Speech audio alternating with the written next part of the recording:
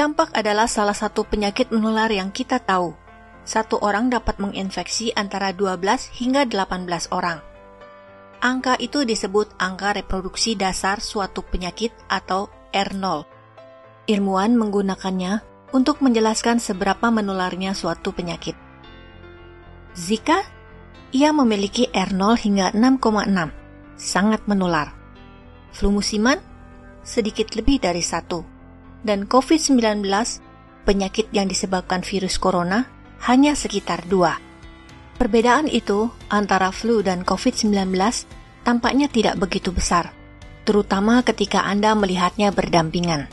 Tambahan lagi, banyak gejala flu dan COVID-19 benar-benar mirip. Demam, batuk, bahkan dapat menyebabkan pneumonia yang pada akhirnya menjadikan keduanya bisa berakibat fatal.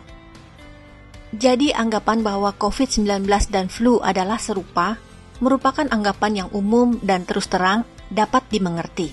This is like the flu. It's a lot like the flu. I like to believe that it's going to end up more like the flu virus. Tapi tunggu, mari kita kembali lagi ke angka R0. Jika flu memiliki R0 1,3, berarti setiap satu orang menularkan ke 1 atau 2 orang. Setelah 10 putaran, total ada 56 orang. Jika kita bandingkan dengan R0 COVID-19 di angka 2, satu orang menularkan ke 2 orang, maka setelah 10 putaran, lebih dari 2.000 orang tertular. Ini tidak terjadi dengan flu, karena COVID-19 sangat berbeda. Penting memahaminya untuk menyadari betapa berbahayanya itu sebenarnya, dan mengapa kita harus menganggapnya serius.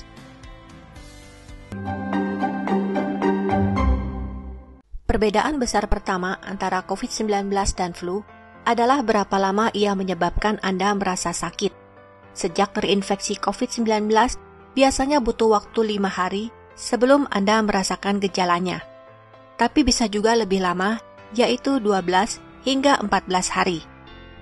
Ini adalah masa inkubasi, waktu ketika Anda terjangkit dan ketika Anda pertama kali menyadari bahwa Anda sakit.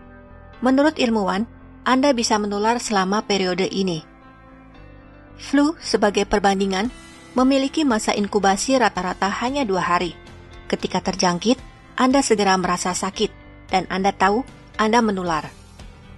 Tapi COVID-19 membalik itu.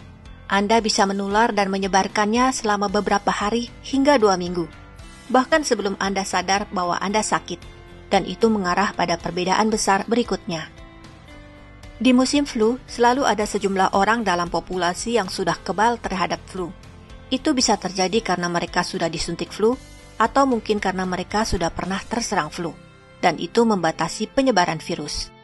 Orang yang tertular flu bisa menularkannya ke orang yang tidak kebal, yang bisa menularkannya lagi ke orang lain yang juga tidak kebal.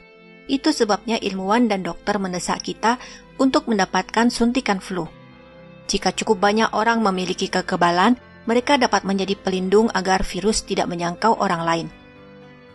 Semakin banyak orang kebal, semakin mereka dapat melindungi orang yang rentan terhadap virus. Tapi COVID-19 benar-benar baru. Tak satu pun dari kita yang pernah terjangkit sebelumnya dan tidak ada vaksin, yang berarti hampir semua orang di planet ini rentan. Jadi ketika seorang tertular yang mungkin bahkan tidak tahu mereka terinfeksi bersentuhan dengan orang lain, itu dapat menyebar cepat. Dan kemudian Anda lihat betapa COVID-19 bisa lebih berbahaya. Hanya 2% penderita flu yang perlu dirawat di rumah sakit, tapi 20 hingga 30% orang yang dinyatakan positif COVID-19 harus masuk rumah sakit. Kita masih pelajari tingkat kematian COVID-19. Para ilmuwan menduga antara 1 dan 3%. Tingkat kematian flu bahkan lebih rendah, 0,1%. Dan flu adalah penyakit yang dapat membunuh 60.000 orang setahun di Amerika Serikat saja. Itulah yang diterangkan oleh Dr. Anthony Fauci, ahli penyakit menular terkemuka di Amerika Serikat, kepada Kongres. People always say, well, the flu does this, the flu does that. The flu has a mortality of 0.1%. Sure. This has a mortality of 10 times that. This is a really serious problem that we have to take seriously. Itu hanya rata-rata di semua kelompok umur. Untuk orang yang lebih tua atau orang dengan sistem kekebalan tubuh yang terganggu, angkanya bisa jauh lebih tinggi. Juga hal-hal lain yang berbeda tentang COVID-19 seperti infeksi, betapa sulitnya untuk mengetahui Anda memilikinya, seberapa rentan kita semua terhadapnya.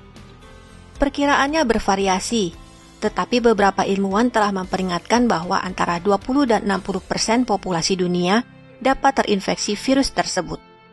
Karena COVID-19 belum memiliki obat dan vaksin, satu-satunya pertahanan yang kita miliki adalah secara sosial. Kita dapat melepaskan diri dari rantai, tidak dengan kekebalan, tetapi dengan jarak sosial. Secara fisik tidak dekat dengan orang lain, dan tinggal di rumah sebisa mungkin. Tapi itu hanya berhasil jika kita masing-masing menganggapnya serius. Itulah mengapa membandingkannya dengan flu tidak banyak menolong.